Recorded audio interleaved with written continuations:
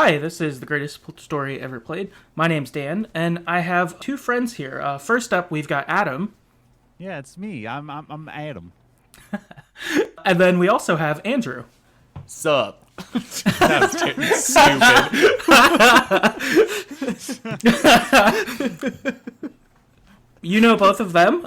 They've been on the show multiple times. Adam, formerly of Games and Groceries. Andrew, formerly of Good Game, Great Game. Now they're both music people, doing music stuff. Yeah. And we're all here together, which is real exciting to talk about Mario and Rabbids Kingdom Battle. So I guess first I'd want to give you guys a spot to just tell people what you're doing, where they can find you, all that stuff. So Adam, what do you have for us? Yes, I do come before Andrew alphabetically, so I'm glad you recognize that. Yeah, so like Dan said, I'm doing music now. I'm on Spotify as Adam Evault. That's where you can find my first EP, The Essence of Life, which is a sci-fi story about a man who leaves Earth to make a better life for him and his fiance, but suffers an anxiety attack along the way and tries to realize what really matters in his life. That's all an EP that you can find on Adam Evault, as well as my new single that's going to be introducing the full-length album that I'm going to be working on this year as you're listening to this.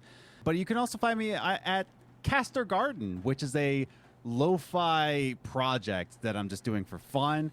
It's nice. And other than that, I'm also doing a Life is Strange podcast with Adnan and Riaz called StrangeCast. So as you're listening to this, I am overworking myself, and I don't care. But yeah, that's a little bit about me. Awesome. That's great. What about you, Andrew? Yeah, also overworking myself. Yes. It's just the theme for, I don't know, just my whole life. I don't know what I'm doing. I'm mostly lost most of the time, but I am a member of an a cappella group called Black to Gold, and we've been hanging around since 2019, but we've officially been able to put out a whole bunch of music this year. So you can find us on all the streaming platforms. We have a single from last year, Minefields, a cover of Fauzia and John Legend's song that was top 10 in an international competition for a cappella, so that's pretty cool.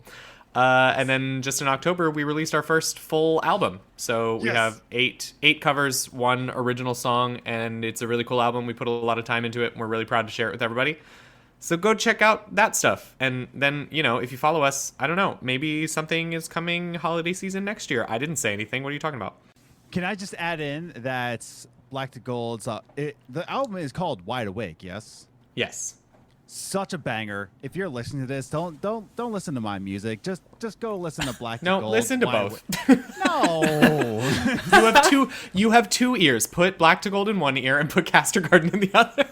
That's true, because on Castor Garden's EP that's coming out, so hopefully by the time this is out, Andrew is featured on a track in the EP, so you can listen to Andrew in both ears. Oh boy.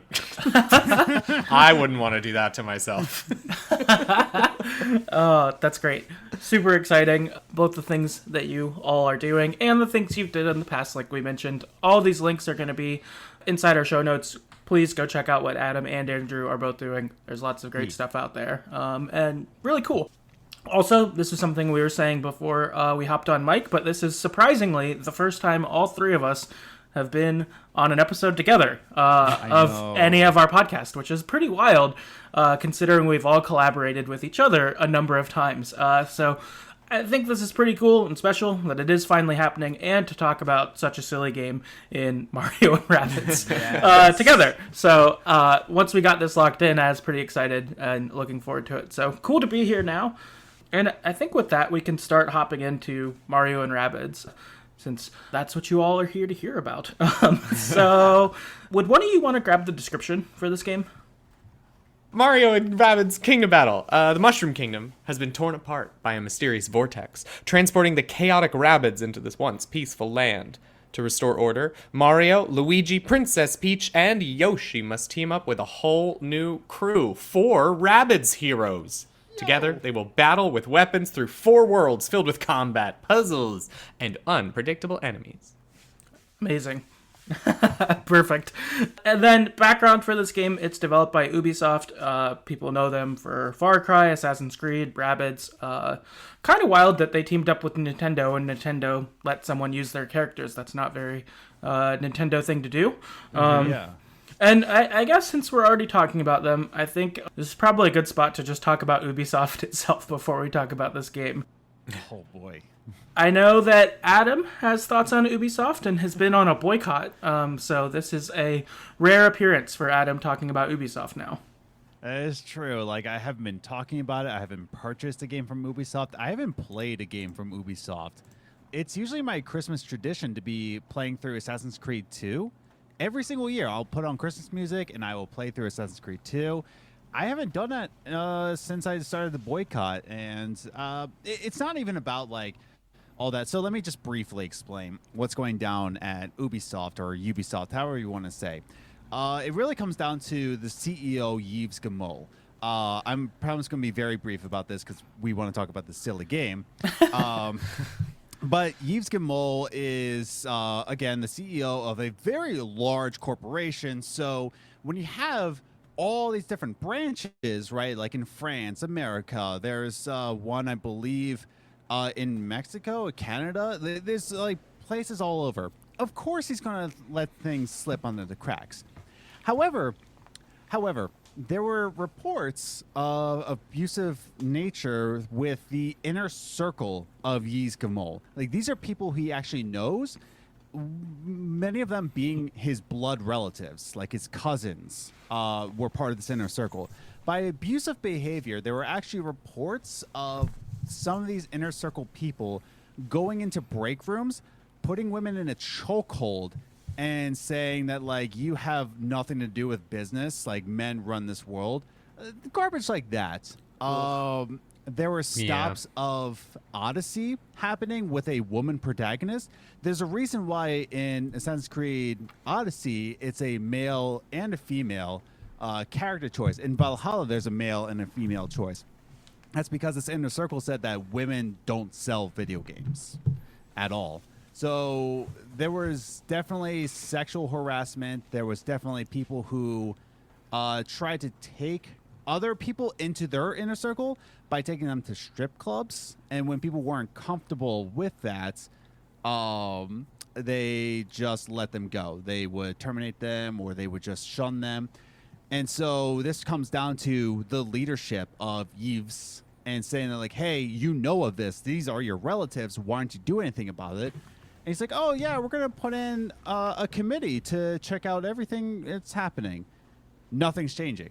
Like, the abuse is still happening. Yves is still CEO. So it just becomes so problematic that, do you really want to fill the pockets of somebody who believes that women are beneath men and that they can't sell video games? So it's kind of rough to say that, but until Yves, steps down as CEO, then no, I'm not supporting Ubisoft. However, I do support friendship. So that's why I want to talk about this on the show, because I love my friends. What a segue. That is quite the segue. I'm glad you brought that up too, because I remember a few years ago when a lot of things were going on with their company. And for me, this is actually the first Ubisoft game I've played before. So when all that was going on, I was like, okay, cool, I guess I won't check out Assassin's Creed, even though I knew people liked it. And so that's sort of where it stopped for me. So this is good. I'm glad hearing these details again to kind of reinforce. And that's the thing. It's like Ubisoft was once my favorite publisher ever. Like, I loved Watch Dogs. I did. I loved Watch Dogs 2. I loved all of the Assassin's Creeds. Everything that Ubisoft put out, I was buying. Straight up. Rainbow Six Siege, they were my favorite. But when all that stuff goes down, it's kind of like, again, I didn't feel great to be like, cool, so here's more money to abuse women. Here you go. But if you, and I want to say this to the listeners, if you still want to buy Mario Rabbids, I'm not going to guilt anybody. If you're just saying, like, well, I want to support the developers that do this, I'm not trying to say you're a bad person if you want to keep buying Ubisoft games, but just also recognize that if you're in a workplace situation, you should stand up. You should be fighting against this sort of abuse in your own life. But for right now, like, this is the time for me to stop it with my own dollars. And Ubisoft's stock has dropped since the boycott has come out. So now they're panicking. But again, I want to reiterate, if you want to get this game after we talk about it, no harm, no foul. I still love you. If I could kiss you on the forehead, I would. Yeah, I mean, I think I look at it very much as like it's the same sense of like recycling, right? If you fail to recycle some cans, like there is so much emphasis put by like the government and by all the things that talk to us about like your individual responsibility, your carbon footprint. Like, no. The companies, the corporations are doing all of the stuff. Like your couple of aluminum cans that you forgot to recycle are not causing global warming. Exactly. Yes. And so it's very much the same way. If you're still enjoying these games and you see this as a way of supporting those individual developers or something like that, or you know what I mean? Like your $60 in the pot or out of the pot is not making or breaking, CEO in either way. And so yes, collectively, I think there are a lot of people that are looking at it in a similar way to Adam and myself to a certain degree, and it sounds like Dan as well a little bit, where it was just like, we heard these things, and it's like, I don't know. For me, it was very much, I was excited about like Watch Dogs Legion, hello? I just had a stroke, sorry. I think I said the name right, and my brain was so convinced that it was like, you said not real words. Yeah. But like when that got announced, I was really excited for the concept of Watch Dogs Legion, and then like all of this came out, and I just ignored it. Like I just then said, I'm not looking at that. I didn't think about it, and that was that. I have Assassin's Creed Odyssey. I bought it, and I've never unwrapped it. And I know that me unwrapping the game and playing it now that I've already given the money doesn't change anything. Yeah, exactly. But it's still, like, it's just weird. It. Yeah. Yeah. And that's the thing. It's like I can still play Assassin's Creed 2 at Christmas time. It's just like, I don't know, like in the back of my mind, I'm like, I just don't even want to think about that, man. Like that was a pretty rough situation. But like if I wanted to, even Liz, my wife Liz, who's also featured on the EP, when she was just like, you can still play it. It's not like they're gonna like see you're playing it like, aha. Ubisoft's not going to be like, aha, he stopped his boycott. Like They might. It's like they might. They're just like watching my gamer tag, like, a Ubisoft game. It's actually Eves himself is watching your gamer tag. It's like, oh come on. He's just like twiddling his thumb, like, come on, Adam, come on. It's Christmas time. You know you want to. If I can break Adam, I don't have to resign. There it is. No. Yeah. I know. Yeah, I think this is good, though, to bring up. And I think, like Andrew said, I think that each person, I think, can, I don't know, take their own principles and stuff as to how they would want to relate to, I don't know, a video game company or, Sure. really anything. And I think that's cool, and I think worth noting in this whole thing. And I think that does matter of what that's like, like, for me getting this game too, I borrowed it from a friend, so I haven't given Ubisoft any money yet. Nice. Now I do want to buy the sequel after playing this. So I know. that I love this game. I know. Yeah, so that path will be crossed in the future, and we'll see what happens at that point in time.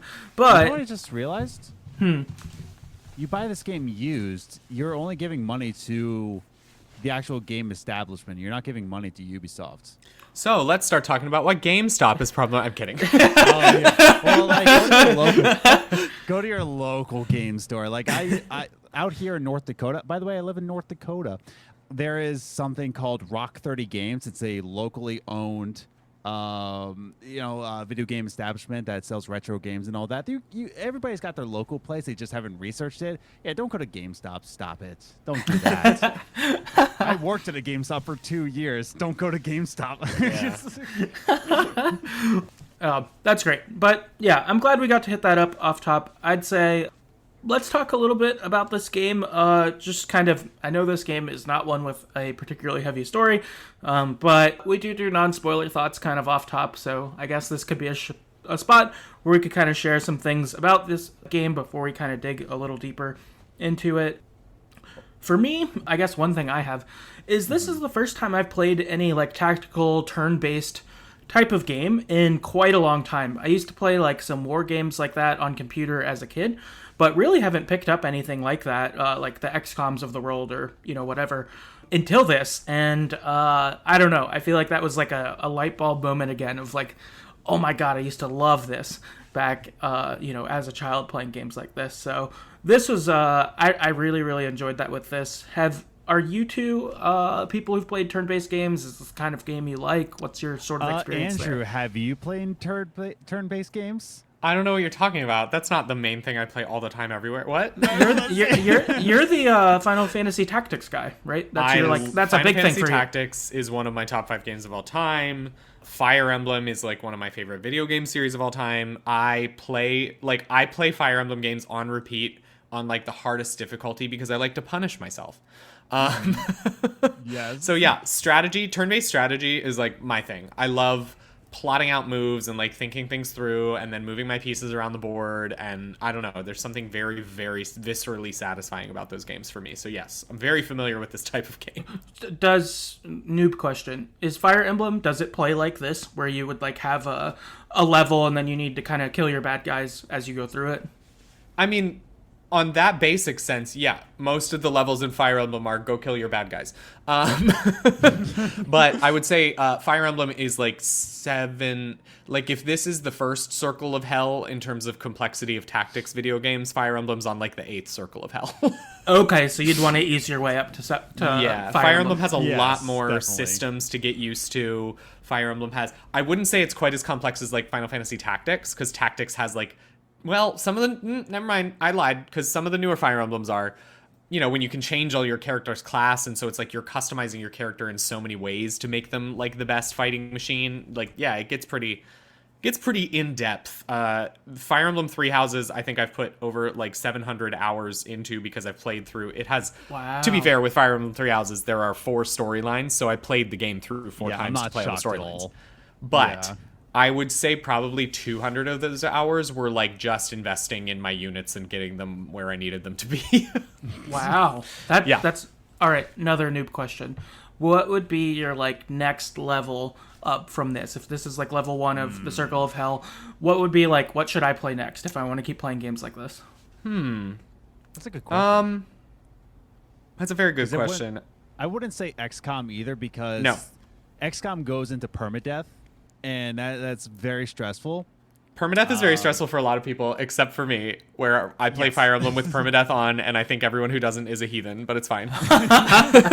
Okay, so you want the real consequences if you don't make it. Yeah, well, I think it's more that I'm like a bit of a purist. I'm one of those annoying people who like started playing early in the series when there was not an option to turn it off, and so now when people turn it off, I'm like, you baby! And it's like, I know I'm just gatekeeping people, but that's how I live.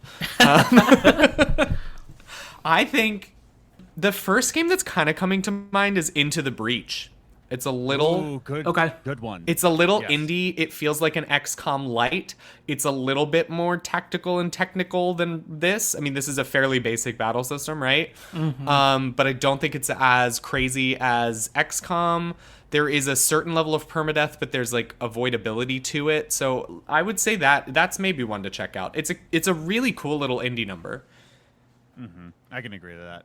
Okay, that's helpful. I've heard of Into the Breach, but I didn't know anything about it other than hearing its name. So that's helpful. Thank you for your advice on digging into this style of game. Yes. Or buy the next game used. Yeah, also that. After playing this, I definitely want to buy the next one used from my local game store. Yeah. Yes. And you have to question the cashier. It's like, have you been guilty of anything? Did you cut the 6-pack cans in half before the turtles get snapped in half? Like, no, I didn't. Like, I can't buy it from you. I'm sorry, dude. Sorry. You also have to hack into all their camera feeds and make sure they don't have a wire tracing back to Eves. It's like, wait a second, why is this one going to France? It's like, oh, no reason. Yeah. The other kind of main thought I had with this is just, going back, I had so much fun with this. I think something that was really great about this game is it's perfect for short chunks. I know that the Switch, I think at its best, is something where you can play it for 30 minutes and put it down, but you actually accomplish something in the game, which for me has made my Switch like the perfect thing for my lunch breaks at work is just grab my Switch, go play for 25 minutes, go back to work, but get to actually do something, enjoy it, relax, all of that stuff. You only play video games during your lunch break? Uh-oh. Am I doing work wrong? But it's so helpful. I don't know. I really like that about this game is, you could just complete one level in a world and you could leave and you're like, all right, I'm making progress in this game. I got satisfaction from beating this level, all of that stuff. So, yeah, I don't know. I had such a great time with this game. Way more than expected. Going into this, I was like, I don't even know what the Rabbids are. And it was so fun.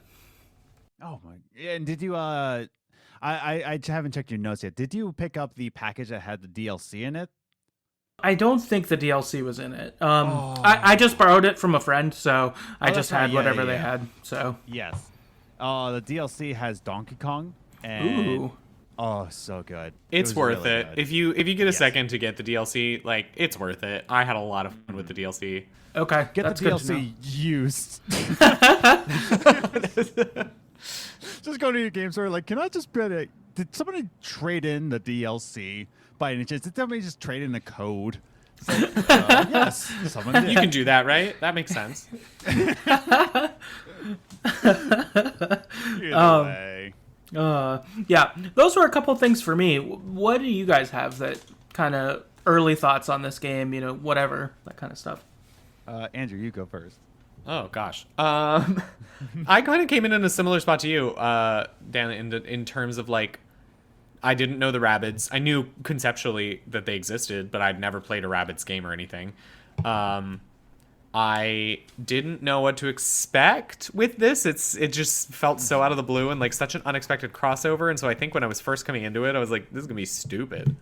Do I want this? But then we played it for Good Game, Great Game, and I think that I don't know that I would have ever played it without that. I mean, maybe somebody eventually would have been like, it's actually really fun, and then I would have picked it up. But I'm not sure. And I ended up really glad that I did. This game has a very distinct sense of humor. It used the Rabbids perfectly. In exactly the way that I think the minions have gotten overused, and I'm now tired of the minion humor. I think they did just the right level of stuff here for the Rabbids. Yes.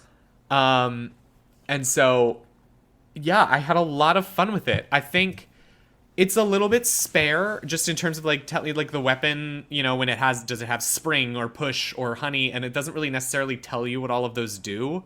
But I think the mechanics are simple enough, and you see them either from your side or from the enemy side soon enough that it's just sort of you can catch on to it. So it does this really good job of it is not holding your hand and giving you a 2-hour tutorial that teaches you everything. Instead, you just sort of learn as you play, and the system is streamlined and simple enough that you can figure it out. And I thought that was really satisfying, and probably, I mean, speaking as a strategy person, I don't know, but I would assume pretty accessible to non-strategy players. Yeah. So yeah, I don't know. I mean, for the most part, my overall thoughts are just this game makes me giggle and laugh, and I like it. Totally. I agree. I thought this was super accessible. I haven't played a strategy game in 20 years. So yeah. to play this, and I was like, oh, okay, I remember some of these kind of ideas. And being able to work with it and figure out the honey versus fire, and what do I like about them, and I don't know, capitalizing on my moves and dashing someone and then shooting them, or whatever. When you can pull off a combo that's you dashed someone and then you jumped on your friend's head and then you bopped the rabbit on the head and then you shot them. Yeah. It's so satisfying. It's so good. I mean, that's definitely what I think about this game, because I am not a strategist. I'm definitely not a game strategy kind of guy. My main games that I play are skateboarding games. I am in love with the Tony Hawk series. Ollie Ollie World is my game of the year this year. I don't know if you follow me on Twitter, but I talk about it a lot. It's just but I love skateboarding games, so This to me was very accessible, and I played this in 2020. Like I played this, I believe, like in the peak of the pandemic, when I just tried to find some sort of joy in life. And I remember it was on sale on the Switch store, and it was the DLC package. It was on sale for like $15, and I was like, okay, yeah, I'll pick it up. And boy, howdy, did I have a good time with this game. Like what Andrew said, it just makes you laugh and giggle. And in the height of the pandemic, that's all I really needed was to like laugh and giggle. And this game is not just only that, but it's good fun. And just like what Dan said, it's easy to pick up and just to play for a little bit. Just like, oh, I'm gonna do 1 or 2 battles and then just be done for the day. You don't really have to think about it a lot. And it's the perfect game if you just want to get into strategy games, or if you just want a really fun, good time. And we're still kind of in a pandemic right now. I don't know if anybody knows, but you know, it's still a depressing time. It's still kind of weird. And if you're looking for something that to get you out of a state of, you know, I'll say the word depression. I think this game is like good for people like that. Like it gets you thinking, it gets your brain going, but at the same time, it shuts off your brain at the same time. Yeah, no, for real. Yeah. And I think that like both of you have brought up like the I don't know, comedy aspect that's in here, and you don't get that a ton in games. Some games have it, like Andrew and I most recently talked about Untitled Goose Game. All comedy all the time, which is great. But another I think, great pandemic game to cure your depression. Exactly. And I don't know. There's something really there. I think that comparison you made to the Minions when they first came out, I feel like the Rabbids totally have that going on. Is when you see them, you're like, oh my gosh, you're like in Despicable Me 1. When I liked the Minions and they were just so stupid and fun. That's what the Rabbids really feel like. And I don't know. It was nice. And I think, you know, like you said, I don't have an oversaturation of Rabbids. My only time experiencing Rabbids was playing this for 20 hours or whatever. Right. So, right. Yeah, I fully thought I was going to hate them in the game, and now Rabbid Peach is my queen, so. Yeah, just so fun all the way through. Awesome. I think these are good kind of intro thoughts for us, and we can kind of dive a little deeper into the game. This is normally where I'd say there's spoilers ahead. Really, this is a strategy game. There are a few spoilers in a story, but really, it's a Mario game and a strategy game. There aren't tons of spoilers. Really, you could listen to this whole thing. You should still play it. Go play it. Buy it from your local game store, as we've said. It's a lot of fun. So, kind of starting off, our game begins with there's an inventor who's a really big Mario fan, and they create this product called a Super Merge, and it can merge any 2 objects together. It goes off as they like leave the room, and it pulls Mario in with the Rabbids, and it basically kind of smashes these together. The Rabbids and the Super Merge pull the Rabbids into Mushroom Kingdom from this Mario poster. And so you kind of start off with the beginning of the game with this sort of cutscene of sorts of the Rabbids bringing chaos to Mario and their whole world, and a lot of things happening. So right off the bat, you have basically a Roomba named Beepo, who's kind of your guide through this game. You have Mario, and then a Rabbid gets merged with Luigi and with Peach, and this is kind of your original party to start this game. And they sort of set off together to try to solve Mushroom Kingdom's problems and get the Rabbids back where they belong. So this is sort of your intro to the game. What was kind of your feelings when you first started playing this? First off, I was very sad because again, I've seen trailers for this game and I saw them kind of all going in a line traveling, and I'm like, how do you control this? But you control Beepo, you control this little Roomba character, and I gotta say that's so satisfying to control The camera, I remember, got a little wonky at times. I didn't really It's like. very selective about when it will let you rotate the camera and not. Yes. Yeah. And I wasn't very happy with that, but when you're just focusing like, okay, I'm just the Roomba character and everybody just follows along with me. I don't know. It's very satisfying to control. And I liked the aesthetics of everything. I liked I liked the intro cutscene. I loved how everybody was introduced. It was just very fun from the get-go. And I was like, okay, it had a great hook to it. I'm like, yeah, this is good. I was just like, yeah, I'm in it. I'm invested.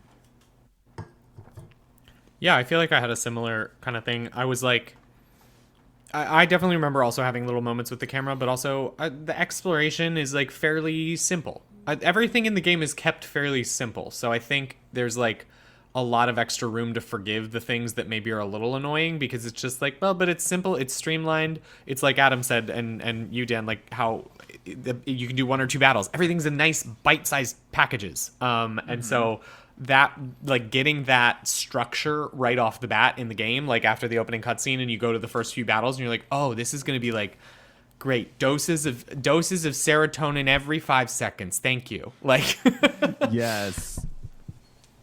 Yeah, and that's the thing. Like, the battles are they're not too complex, but they do make you think. Like, if you play it too not even stupid. I won't even say that word. If you did play it too trigger happy, I want to say, like too cocky. Like, if you play it too cocky, it will recognize that you got cocky, and it will like destroy you. But for the most part, as long as you're thinking in some form of strategy, you will win the battle. And I think there's something satisfying to doing that. If you just like, if you go in it to be like, okay, I need to beat this guy. There's someone merging from a rabbit hole here, so I gotta think about that. As long as there's some sort of strategy going on, it's satisfying for you to be like, okay. And again, what Andrew's saying is there's a lot of serotonin involved for someone who doesn't play a lot of strategy games. Yeah. I feel like the simplicity you both described, I think, really does set this here of like, if you're, I don't know, a kid picking this up, like if a kid picked this up. Yeah. They could be like, oh, I've never played a strategy game, but get it. Or for someone who hasn't played a lot of strategy games like Adam and I, it seems that this, again, oh, cool, I can figure this out. I can roll with it and do it. And I think this game does a pretty good job of adding to it as you kind of go on. So, like, I feel like any good game, they set you up with, okay, this is what a level's like, and then they build off of that. So in this game, you've got 4 worlds that comprise basically your whole time in this game. And each world has 10-ish levels, I would say. And what will happen is you'll go into your world, you'll get to, say, level 1. You'll walk into it, it'll show you kind of the map of the battle you're in, and the enemies that are visible at that time. And so you'll start off, you might see 3 bad guys, and you have your 3 characters. Okay, how are you going to take out these 3 bad guys?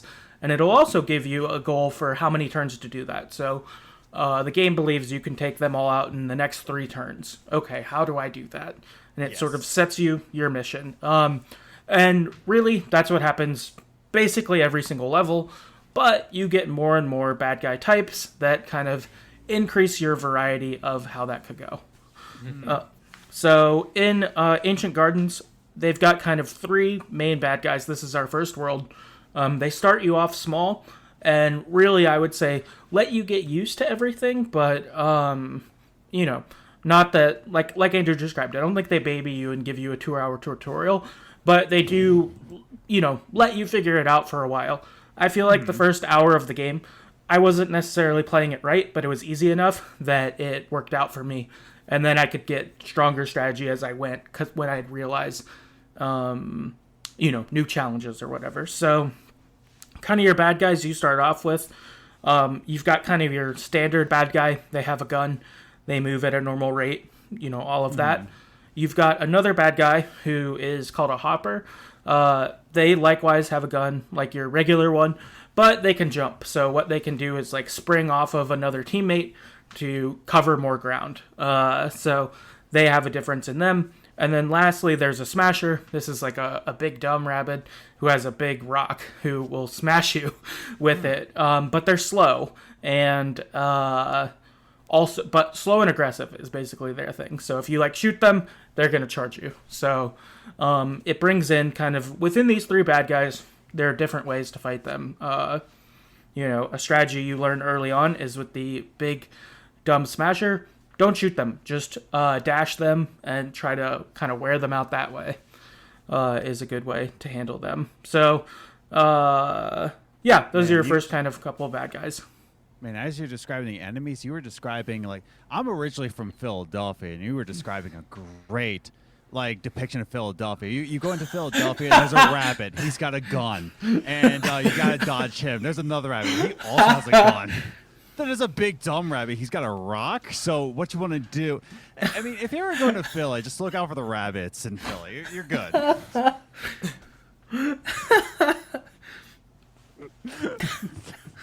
I'm also drinking sake. If you haven't guessed.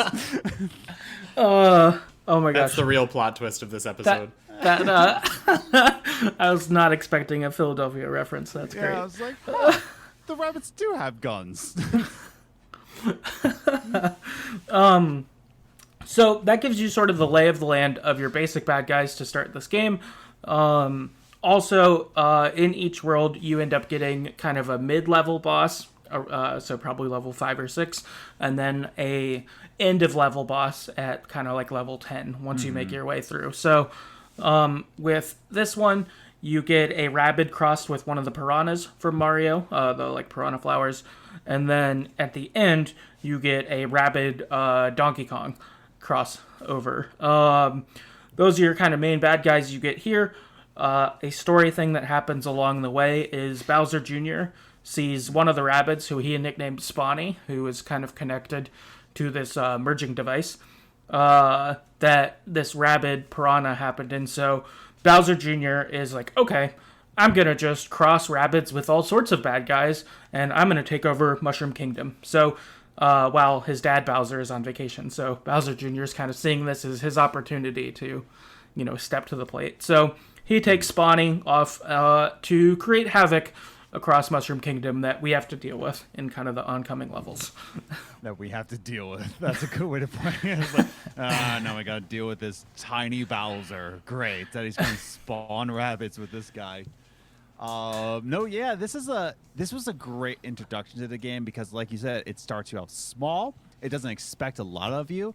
And I think Rabbit Kong was a great final boss in this. Like he definitely was like, okay, now there's going to be boss encounters and this is what you can expect from it. It's not going to be like I remember thinking about this, like, okay, it's not your average battle. Now he's going to actually affect the ground around you. Like, you can't be hiding in a certain place because he will flip the switch on you. And now you have to think about like where you are in the environment. So I definitely think this world was a great introduction to the entire game to get you started very slowly. Yeah, I agree. This Rabid Kong boss battle is the one that like sticks in my mind the most, and I think it was just because it was this type, like, I guess it was the first time, because like, Ancient Gardens is fairly well paced, but for the most part is just pretty introductory in terms of like the tactics and the enemies and what you're gonna have to do, and it's fairly base level. And this was the first time where a battle really kind of threw you a curveball and was like, you thought that you could always use this strategy of just like hiding like this or like doing this exact thing, and Rabid Kong says nope. And you have to adapt, and I love adapting. Totally. Yeah, that was really great. Also, I guess other features that I guess you more experience by the time you fight Rabid Kong is each of your characters have skill trees. You have skill points that you can invest into different things into your character. So if you want them to be able to have more moves, or their damage is more powerful, or whatever, you can set your team up to be how you'd like them to be. And then also, as the game goes on, you unlock more characters for your squad, so to speak. So you always have your kind of base 3, and then you can kind of sub them out and use them as you wish. Each character has certain specializations that they'll have. And I don't know, that's a cool feature that they kind of bring along the way for you here as well. Yeah, like you definitely have to think about, like, even after you lose a battle. I remember, now we're going ahead of this. I'm not going to get like too spoilery, but as you progress through the levels, you're just starting to think like, okay, this is a perfect time for me to use this character because this character has this power up. So you can't just like, I mean, you can use any form of 3, but you don't select them by random. It's another strategy of like, who do you want in your 3 as well. But yeah, I like that part of the game too, that it didn't just like allow you to be random, but it actually made you think about like, okay, who do I want in the power moves here? So I like that part about the game. I would still say I sort of just like pushed through with my main 3 for most battles until I like got stuck on some stuff, and then maybe I would think about switching. Yeah. No, I definitely always was had- like, I refused to ever bench Rabbid Peach because I loved her so much. Oh yeah, Rabbit Peach was always by my side. Like she was Yeah. always Yep. in 3. Yep. And then it was really just like, I think I maybe did some occasional switching between like Luigi and like someone else. Like if Luigi, I really like Luigi because I like a sniper character. I liked having someone who was like had range and power and like, Yes. but then some of the other later characters had some interesting things, so I would occasionally switch him out to give them tries. But I think I would still say that like Mario, Rabbid, Peach, and Luigi were my primary 3. I think this game was good in a way of just like it allowed you to have your personal 3. Because I would say that like Luigi was always in my 3, and also Rabbid Peach. Mario, I don't think I really had. I think it was always Rabbid Mario that I always put into my team. I loved Rabbid Mario's hammer, but yeah, no, I really liked different things, and you can find your own 3 and go through the levels of that because that's the ones you're comfortable with. And I guess also describing that each character has certain weapons they'd use, and you could upgrade their weapons as you went, and they would have those variations. So like with Mario, he had for his gun, you could upgrade it and have it either be honey, which would like stick the character where they are so they couldn't move on their next turn, or you could do a bounce, and that could knock them off the level and have them get like additional damage. And so that was pretty cool too, of figuring out, okay, which power up do I like more? So for me, I really like not having characters be able to move. So I used honey more often, and then I used fire, because, you know, if you catch someone on fire and it creates chaos in a group, that's huge. So those were the 2 I leaned on more often. But it was pretty cool, like just seeing what you could do with your different people, and I don't know, how your squad could make you successful. It was also interesting, like, thinking about how those power-ups differently... You could use them for different strategies, because I think I'm the same as you. I got really invested in fire on my first playthrough, and I was doing a lot of that and splitting up groups of enemies. And, like, when there's large groups of enemies, it's a great move. But honey, I was kind of thinking, like, okay, them not being able to move is, like, okay, but... I don't know, like, bounce can deal additional damage, so I was never really sold on honey until I started combining it with Mario's hero sight. And then I was like, oh, he's literally trying to go somewhere, and I shoot him halfway there, and now he can't get there. Yes. Oh, it's so good. No, that's what I used to do. Yeah, with like I would use this hero sight, honey. Yeah, I'm starting to remember my strategy now. That was good. I will say this: it's not in the notes though. Can I say the one thing I hated about this game? Do it. The Toad missions. Hated them. Oh, Hated yeah. those Toad. I hated them. Oh my! If I could say like one thing I couldn't stand about this game was all the Toad missions. Like, because if you don't know, just to briefly explain, like Toad's on one side, and you have to get him in the other, but he gets it in his own way all the time. And it's like, Toad, would you like to contribute at all? No, you're just gonna like piggyback off me just to get to your spot. Great, thanks, Toad. Hate Yep. you. Right. I mean, it's super weird because escort missions have never been annoying in any game. Right, Resident Evil 4 definitely didn't get in the way of the story. It's clearly in this one. No. Oh my god, was Resident Evil 4 Ashley? Yes. Ashley's the worst. Yes, she was. All escort missions are awful. I don't know why they keep developing them. Right. No, yeah. Awful. And Toad's already annoying. Like, Yes. to have to escort Toad, double bad. Yeah. But, yeah, escort missions, Toad can't fight. He's always carrying a block, so he's vulnerable. And then he's slow because he's carrying this block. And you're like, God. And he can't, like, jump off of someone to get anywhere. Like, he sucks. You just have to basically kill everyone, and then bad guys start spawning behind you, and then it's a race to the end. Like, they're frustrating. And you get the Toad missions. I think every world has one. I think that's right. And so you get there, and you're like, Toad again. God. Yeah. Oh my God. I don't think he's in the DLC, if I remember correctly. I don't think there's any Toad missions in that. That's good. Yeah, I don't remember Toad missions there either. Yeah, that's nice. I guess also, a different gameplay thing that didn't get written down, but something about these levels that I think is pretty satisfying is if you fail a mission, you can kind of see where your strategy didn't work and implement a new way to do it and kind of figure that out on your own. I know that sometimes when I'll play games, if I fail something, I may not know why I failed or not be sure of what to try next, or it's, I just didn't do the buttons right and it's annoying. Instead here, it's, okay, I had the wrong strategy. What's the right one? Oh, okay, I shouldn't shoot the smashers right away because then they just wreck me because when they hit you, it's half your health. Okay, you need to do it this way. Whatever. So I feel like this game, I don't know. I didn't feel like failing a level for me just made me angry. Instead, it was, okay, I need a better strategy, which I think they did a really good job in this here. I agree. Mm-hmm. No, it was Go friendly ahead. for the ones.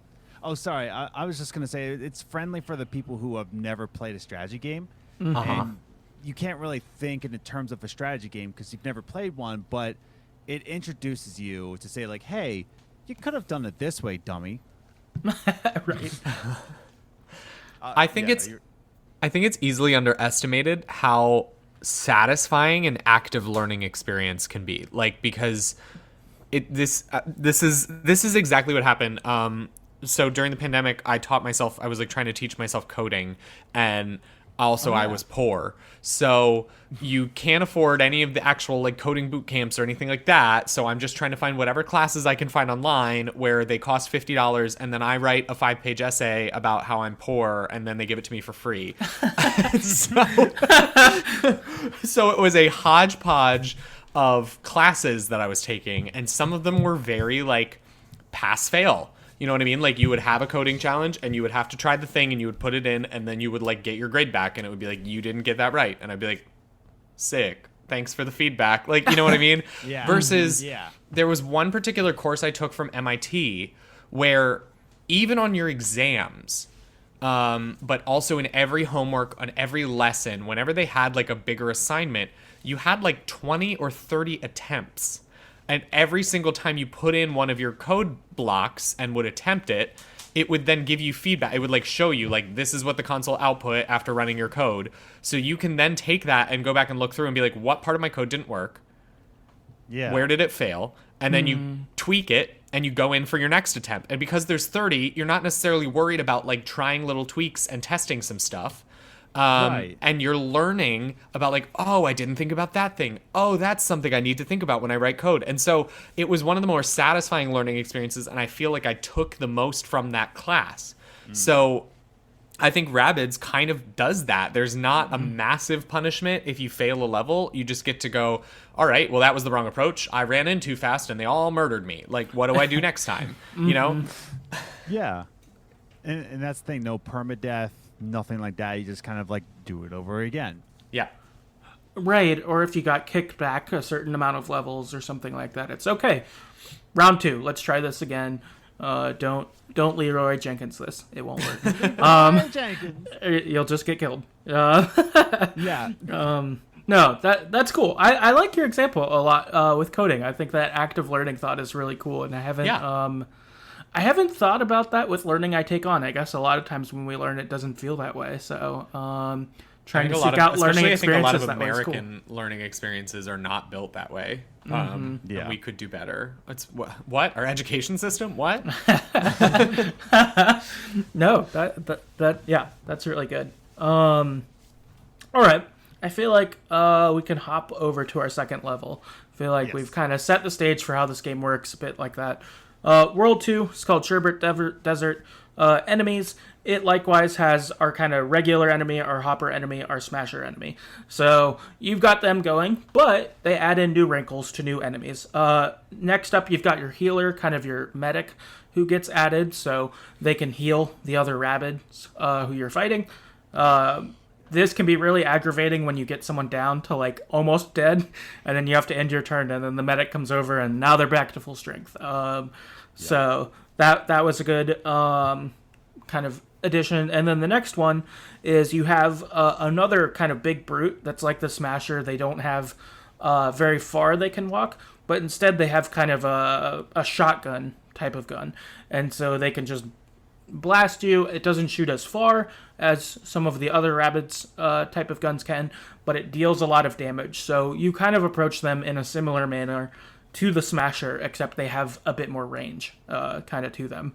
And the ones with the big guns, I don't think they chase after you if you shoot them in the same way as the Smashers do. But, if you're stuck next to one of them, you might not make it. You don't want to be there. And I think there's some that have shields too, right? That get added here. Yes. Oh, I hate those. Those were super frustrating. So they add some wrinkles in, and I'd say make you step your game up a bit in this next world. Agreed. I think the thing about the Smashers were like they were a little bit terrifying because they had a lot of HP and they did a lot of damage, but also they were so easy to clown. Like, you know what I mean? They were very predictable, and then you start getting enemies that are not as predictable. Yes. Oh yeah, and then you had some levels where you had like there were some battles I remember there was only Smashers. I'm pretty sure. Yep. And I was just like, okay, here we go, because it's like big dumb brutes going to clobber you if you pick the wrong spot. Oh, they can just destroy you in a second. It's like, great. I don't want to do this right now, but no, it set up those enemies correctly. Like I think it utilized its enemy characters really well, just because it gave you different situations within each of them that you had to think about it like differently in each battle, and I like that about this game. Yeah, and too, with each level having its varying combinations of enemies in a given one. So, like you said, you might have a level where it's all Smashers. Then the next one, it's only Smashers and the ones with the big guns. And you're like, all right, everyone has a lot of HP. How do I do this? Versus another level where it might be like, oh, they're all hoppers, so they just keep moving around, but they're not so strong. So I've just got to get them or whatever. So it was cool that just you could see even the variants of, okay, versus these 5 characters as opposed to this other 5 or whatever, or I don't know, if you're up against 10, okay, I've got a lot of people I gotta fight, or that was cool. No, it was really good. It was really satisfying, and just it's just a well designed game, if I do say so myself. Yeah. Your bosses in this world, your mid-level bosses are, you have a twofer. You've got Blizzy and then Sand. And so these are 2 Rabbids who are bosses. You fight at the same time. You also have your other kind of enemies. A couple of them pop up in this. This was the first part where I struggled and had a hard time because these 2 bosses have different ways of fighting. And so, you might kill one, but, it takes 2 of your characters are already taken out, and then it's kind of a one-on-one against a boss, and then you lose. You have to go back to the drawing board. This was definitely the first kind of level I played a bunch until I could figure it out. Oh, yeah, no, like, I can say for sure that this world, the desert world, I didn't like. Like, this is my least favorite world because of the enemy types that just kept popping up, because of Blizzy and Sandy. I was not having fun. Well, like I was still having fun because it was still a fun, giggly game. But in terms of like the gameplay, I was like, okay, this is not. I wasn't having fun in this one. I don't remember. I don't remember dislike. I know that I had to try Blizzy and Sandy. I think like 2 or 3 times. So I know it like got me for a second. But I don't think I remember having. I don't know. I don't know that I have a world that is like my favorite, my least favorite. I think the game is like too short for me to be like, wow, I really hated this part and this part was great. Oh, I have my favorite world for sure. Like this is my least favorite. I have my favorite theme of a world, but I also think it was the world that I struggled the most in. Interestingly, I don't want to say. It's a spoiler. It's one of the next 2. Yeah. But no, the Sherbert Desert, I was just kind of like, I like with you, Dan. I was beginning to struggle because me and you are coming into this in a way of like we're not strategy gamers, Right. And this is where it's going from World 1 where it's like, okay, it's a strategy game. Okay, you get it now. Okay, World 2, go. It's like, and if you're not a strategy gamer, like I'm scared. I don't want to do this. No, I think it introduced itself well in World 1, and then in World 2, it's starting to be like, okay, we're trusting you now. Can you do this without peeing your pants? And I was like, no, I can't. No, yeah. And it makes you utilize the things they give you. So, like, Yes. I think before this, I was like, I don't know, I'm just using the weapons they gave me. And then I was like, all right, I need better weapons. Or, Yes. okay, I have to be thoughtful about my skill tree instead of just being like, oh, this seems good. And I think that this is the part where it really made you, like, no, you can't play this game and not understand strategy and not use your characters well and blah, blah, blah. Like, this part is that definitive point. And if you don't want to do that, then this is probably where people stop playing the game. But if they were like, okay, I'm going to adjust, I'm going to change, I'm going to buy into the things they want you to do, well, then, I don't know, I feel like that really elevates what comes later on as you've grown as a strategy person and as the game keeps throwing you new shit. Yes, I agree. Yeah. Your kind of other boss in this battle, your kind of final boss is an ice golem. Yeah, that was definitely a tough one. And I guess this moves us on to our third world, Spooky Trails. This one was fun. I like the aesthetic of this world. Andrew, this is my favorite. Me too. Yeah. But this is also the one where I like actually got stuck for a while. Yes. Yeah. I think we probably got stuck at the same spot. Yep. So here, okay, your bad guys. You return with your regular one, your hopper one, your smasher one, your healer, and your big guns. But they add 2 more enemy types. You've got a sniper, so they can deal damage from far away.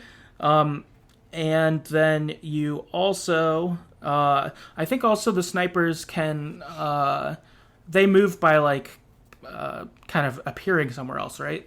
Is that what they do? If I'm remembering so. right, where they kind of like ghost, and then it's they're on the other ledge. Oh, yes.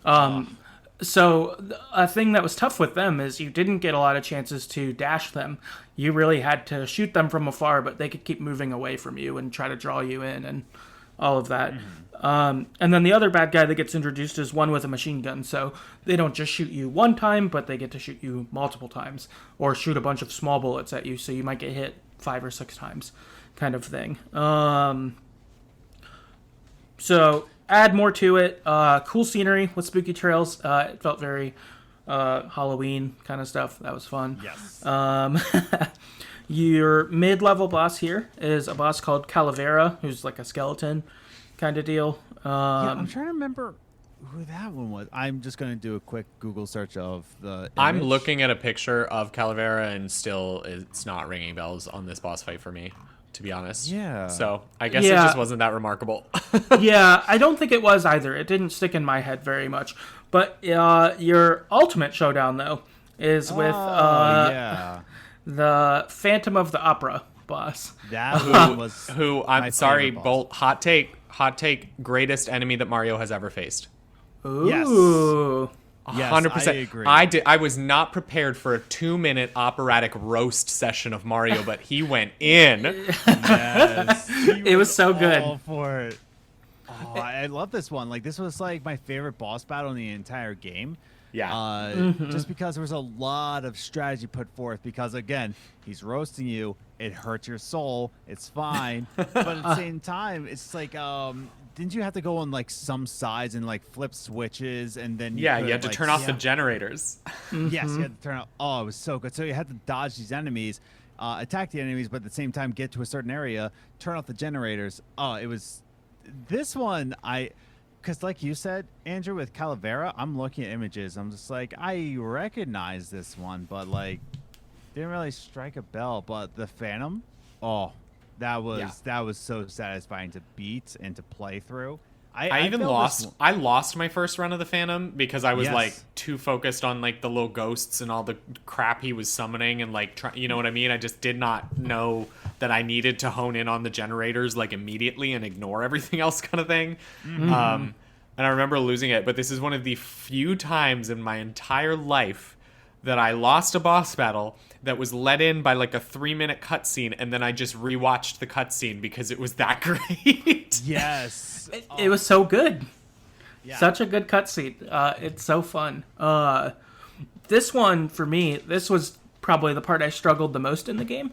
And earlier on, before this, I learned that you can like double your HP before a battle starts, if you're struggling. Oh, yeah. And I did it some along the way before this, but then for this battle, I had to do it the whole time and still failed multiple times. Like, it was just tough.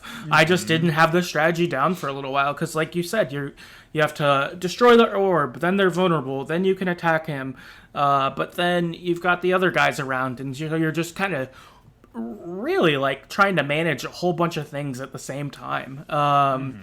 And also because the Phantom was roasting you so much, you're like, I gotta take you out. It's just like, it just has to happen, man. I'm sorry. I hate you right now. Right, yeah, but it was so good. I think this was the highlight of the game for me too. And if this would have been the last boss of the game, I think it would have been a cool way to end the game. Yes. Yeah. I agree with that. Yes. So good. Yeah, I mean, I always like a spooky vibe world anyway, so I was gonna be predisposed to like this world. And also, this was this where you got Rabbid Yoshi? Who did we get here? I think you're right. Yes. I'm pretty sure it was Rabbid Yoshi, and I like was really excited to have Rabbid Yoshi for whatever reason. I don't have a specific reason that I was, but I was really excited to get him. I don't even think I used him that much. Yeah, no, but I was like, I don't think I used Rabbid Yoshi at all. I got stuck. I think it was like level like 6, 7, or 8, somewhere in that range. I really got stuck for like a while in this world. And I don't know why, but I know that I was like there for a while, and I actually like had to walk away from the game because I was like, nope, I don't know. I remember that. Yes, I was like, I was very frustrated in this world, but I was favorite for me aesthetically. I liked the bosses. I liked the ghost mechanic where they appear in one place and then go in another. I like the mechanics, but I was frustrated for a while. I think you have a tough escort mission on this one where you have to go pretty far, and there's a lot of the ghost snipers along the way, so you're like, fuck, Toad, like, stop getting shot. Like, this was a tough section of the game, but was just so satisfying as well. And I don't know, the vibes for sure, all the spooky vibes were great. Oh yeah, no, this was definitely like my favorite world. I had the most memories of this, except for Calavera. Apparently, I don't remember that one, but I definitely enjoyed my time with this one. Cool. This takes us to our final level. This is the lava pit. Here you get all of your same enemies as before.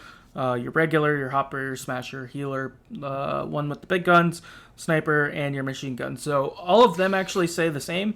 Your big difference here is you get a lot more bosses along the way. I guess I didn't say this along the way. Also, with each type of enemy you get, their aesthetics do change based on the kind of world you're in. So when we're in the spooky one, all of your varying generic bad guys do have a spooky look to them, or when they're in Ancient Gardens, they looked a different way. So I felt like that kind of kept things a little fun in that way as well. Oh, but, for sure, yeah. So lava battle, or lava pit, your boss battles. You have got one against Mecha Bowser Jr. So Bowser's got kind of a big machine that Bowser Jr. is working with. You beat Bowser Jr. and then he kind of like is like, "Hey, I made a bunch of messes while my dad was gone. Can you help me?" And so then you kind of help him after that. Another boss battle you get is you fight Rabbid Wario and Rabbid Waluigi. I thought this one was really fun. It wasn't that hard for me personally, but I thought it was really fun just seeing the Rabbid versions of them and, how silly that is. Yeah, I'm trying to remember them too. I'm Google. Oh yes, okay. They were fun. I remember that one. I just looked up an image. Yeah, I had some fun with them too. They were cool. Yeah. And then you have another boss battle against the Lava Queen, and then your final boss battle is this Mega Dragon Bowser, who I think gets pulled in by, the Super Merge. Bowser gets kind of pulled into this Yep. Yes. in here, and you have this kind of big final boss battle to end the game. Which was this funny like twist on the typical Mario thing where like Bowser is the active antagonist versus like Bowser just accidentally got sucked in. He was literally like not trying to be involved in this at all. Yeah. Right.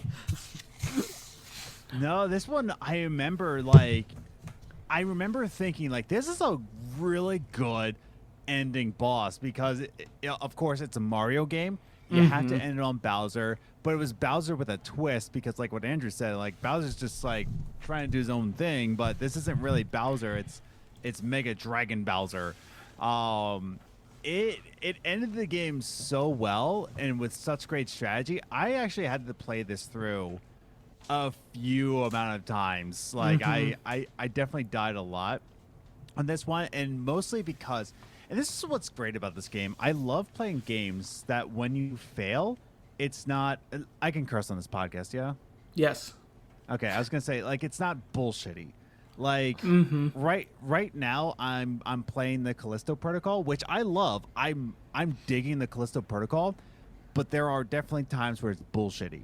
Like it's definitely like I died and that wasn't my fault. But a lot of times in this game you don't feel that way.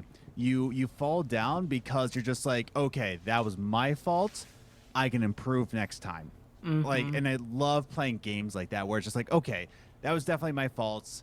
Let me do this again. That's the kind of failing I want to do in a game, and this, especially in this boss battle, I felt like that.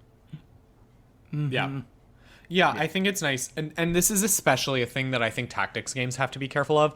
Obviously, there's always a little bit of adding some randomness or adding some unexpected things in is good, because I think one of the fun challenges of a tactics game is having to adapt to situations, right? Like if you just are able to, for every single battle in the entire game, just plan out a strategy and execute it flawlessly without anything causing a hitch in the wagon, like, yes, then it gets a little blasé by the end of it, versus if the game does well at throwing curveballs at you, but there's not so many curveballs, or they're not so egregious that you're just like, I couldn't have done anything. I think it's the when you're like, I couldn't have done anything to save this situation, that it gets a little frustrating.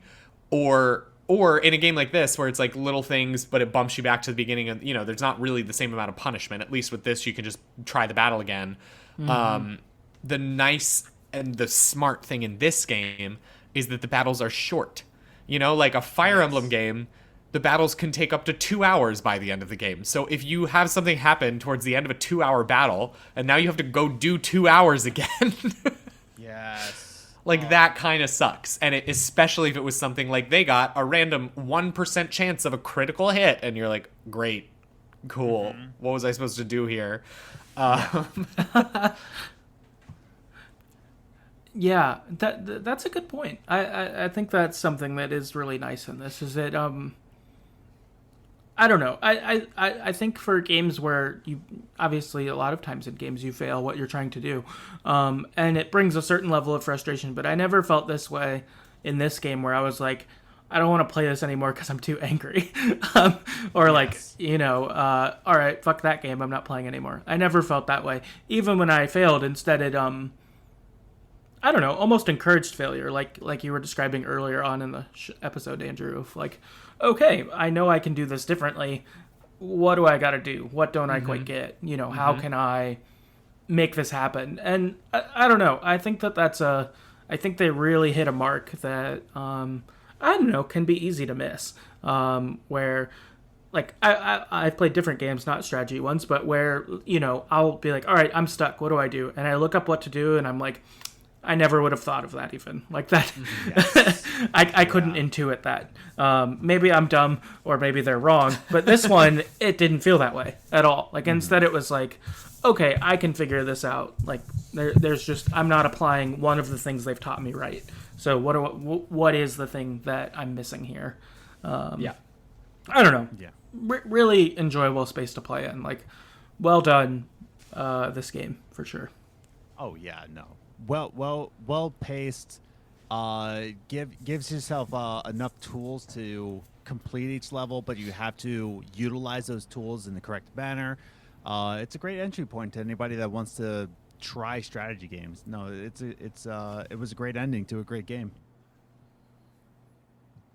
Yeah, this felt like this game felt like a package with a little bow on it. Like, you know what I mean? Yes. It was nice. It wrapped up as you needed it to.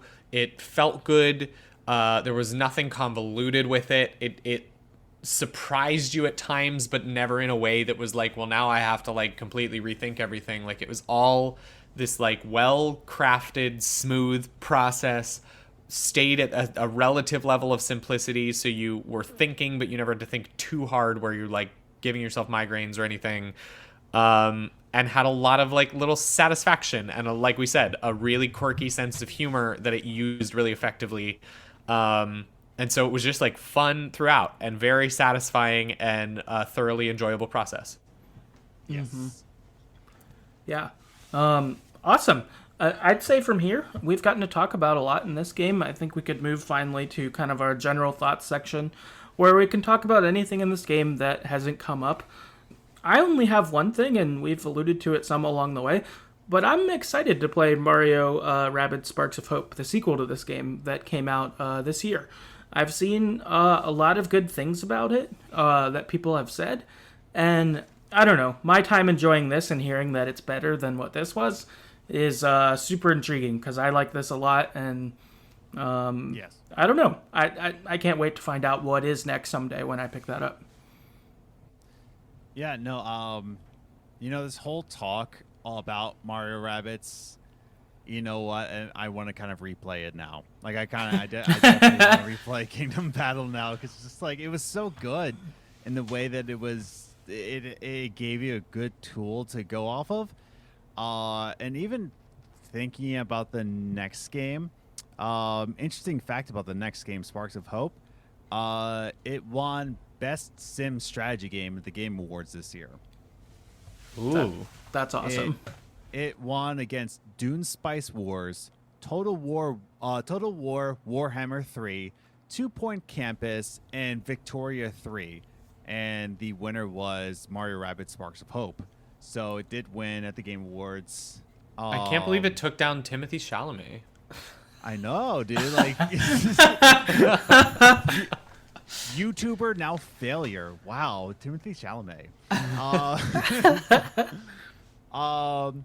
Yeah, no, it definitely is like one of those games. It's just like, it's definitely pick up and go. And from what I heard about Sparks of Hope, and I do watch some Arlo here and there, but even Arlo said that like everything that he loved about the first game, Kingdom Battle, Sparks of Hope did better. And because I loved Kingdom Battle so much, maybe I will pick it up used in my local game store someday, hopefully. As long as it doesn't go to Yves, I'll ask him like, "Hey, do you know a guy named Yves?" And like, no. I'm like, "You're sweating. What are you talking about?" Yeah, I mean, I don't know. I have it's been a weird past couple years for me, and like with different mental health stuff with the pandemic, I feel like I have gone very away from buying many new games. Unless I feel like I know what they're going to be in a very comfortable way. But even then, sometimes, I don't know. I've been playing a lot of familiar stuff. I've been playing a lot of like simple gameplay that's very satisfying, but pretty mindless. Story games are not doing it for me right now. And so I do think that this would probably... What? Then you're on the wrong podcast. No, this is the greatest silly ever played, right? For this episode, it kind of is. It definitely is. So I think it was one of those things where the announcement of Sparks of Hope came at a time when I was like not interested in new games or hearing that they existed, and so I didn't have much reaction to it, and I haven't really thought about getting it, but I do think I would enjoy it, so I'll probably pick it up eventually. Yeah, like I'm with you that when Sparks of Hope came out, I was like, I'm still kind of distancing good gravy myself from Ubisoft, but I don't know, like coming on this podcast and just talking about how much I adored this, it's sparking my hope for this game. I might pick it up boy. Like, yeah, I was not looking at it at all, but it's definitely a good game. Like, whether or not I agree with the company, it's a well-designed game. It's so good, and Sparks of Hope is definitely going to be that. And I'm with you, Andrew, where Callisto Protocol is probably the first new game I picked up in I can't even remember how many years, but I love Dead Space. And I was just like, yeah, I'll get that. I'll definitely get that. And I'm loving my time with it. Oh, Ollie Ollie World. I'm stupid. I've been playing Ollie Ollie World. That's new. But yeah, no, if it's something I like, I'll pick it up, like skateboarding or like Dead Space. So Sparks of Hope is definitely going to be like, okay, you're going to like this because you like Kingdom Battle. Yeah. Maybe somewhere down the line we'll all pick up used copies and come back and talk about it someday. So we'll have to keep that up and check in somewhere next year or later on or whatever. And if we can all get some cheap copies, maybe we'll do this again. For sure. Yeah, that'd be cool. I don't know. I feel like we've said it. I feel like I've said everything I have on this game. Do you have other thoughts that we haven't gotten to talk about for either of you? I don't think so. Rabid Peach's Yves Guillemot. queen. Yeah. Two very opposite thoughts. We love that. That's great. Cool. That's great. Last thing that I do have here, I got a piece of listener feedback. Cameron wrote in on Twitter and said that this game was surprisingly great. The sequel is even better. So, again, kind of more love for the sequel. Yeah. So, yeah, cool stuff. I guess All right, before Cameron, I hold you personally responsible if the sequel's not better. Cameron, we know where you live, Cameron. Me and Andrew are going to come in. We're going to kiss your forehead. You're not going to like it at all. No, boy. Andrew, come on. You got to agree with me. What Come if on. Cameron is just a facade and it's Eve's? Yo, Cameron, come on. that would be the the deepest is. Yeah. Cameron, we're on to you now. Eves is happy. He knows Adam's going to spend money now. I broke him. He did it. I've done it. I'm saved. I get to keep my job. No, this was great. Thank you both for coming on. I really enjoyed getting to hang out and talk to you guys about this. This was super great. I want to give you both a chance, again, just to tell people where you're at, where to find you, all of that stuff. So people can check out the cool stuff that you're doing. Yeah, Andrew, go first. Sure. I'm not really on that much social media anymore. I guess if you want to find me on Twitter, I'm at Andrew Orsi. All I do now is post pictures of food and how I've played Pokemon Shield 18 times in a row. Yeah. But if you want to follow Black to Gold, we're at Black to Gold Music on Instagram. I think we are B2G Music NYC on TikTok. We really did a good job of keeping handles consistent. If you find us on one of the social media platforms, it'll have links where you can find the rest. So Black to Gold Music on Instagram is probably the easiest one, or you can just search us up on streaming services. So Nice. I will say this, that go listen to Black to Gold Wide Awake. That was such a banger album. I listened to it many, many times already. Yeah. It's so good. You should definitely listen to that. So that's another like feedback. Go listen to it. Stop it. If you want to find me, I'm on Twitter at Ace the Grocer. Caster Garden had a Twitter account, but it was locked by Twitter. I don't know why. Like, literally, I sent out like a couple tweets saying like, "Hey, I'm on Twitter," and Twitter's like, "Oh, it's hacked. What? No, what? No." And now it's restricted. So Caster Garden is on Lo-Fi. That's Caster OR at the end. Caster Garden Lo-Fi on Instagram. By the way, if you're wondering why name Caster Garden, Caster Gardens is the section of Philadelphia that I grew up in. So now everybody knows. The rabbits with guns. The rabbits with guns, yes. There it is. Caster Gardens. There it is. Stay out of Caster Gardens if you want your safety. Yeah, so at Ace the Grocer, follow Caster Garden Lo-Fi, and check out, if you like Life is Strange, if you like story games, definitely check out StrangeCast. It's on it's on the YouTubes with Player One versus the World. It's on Adnan's YouTube, and don't find my address. I will kick you in the balls. Oh boy. Wait, can I reveal to the world the story of how Black to Gold almost got locked out of its Twitter before it even, or not Black to Gold, please do. how Good Yes, Game Great please. Game almost got locked out of its Twitter before it even existed. Wow. So this is a throwback. I was creating the Twitter for Good Game Great Game, so I guess this was probably, I think we did it after a few episodes had been released. So we like existed, but we didn't exist because no one knew about us yet. So I was making Twitter, and I was like, oh, what would be so cute when I put in birth date if I put the date that our first episode released? And then Twitter immediately locked me out of the account and said, you are less than a month old.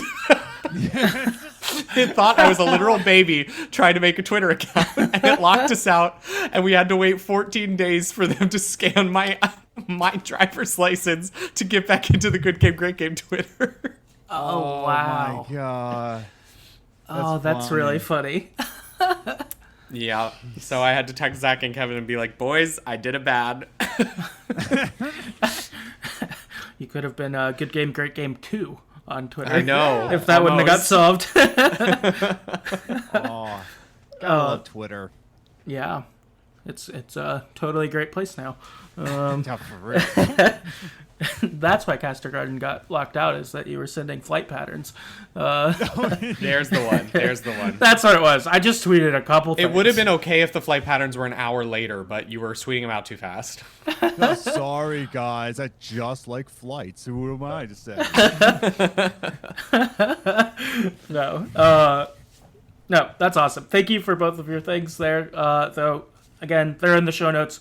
Please check out what they do. Yeah, lots of great stuff. Also, go to the archives of Games and Groceries of Good Game, Great Game. Both of those, lots of timeless stuff on there that are super enjoyable still now today. So, totally go listen to those as well. Yeah, I guess if you want to talk to me on Twitter, I'm there at StoryEverPod. Our website's TheGreatestStoryEverPlayed.com. That's got all of our episodes on it. Also, we're on Apple Podcasts, Spotify, wherever you'd go. Andrew has been on the show a couple times, and Adam also several times. I think most recently Adam was on Unpacking, and it was a little after he moved, so it was very relevant at the time. But and each of them multiple more episodes before that. If you just look up Good Game, Great Game, or Games and Groceries on our podcast feed, you'll find all the episodes both of them have been on. Go listen to those if you want more of us chatting. And yeah, thanks for hanging out.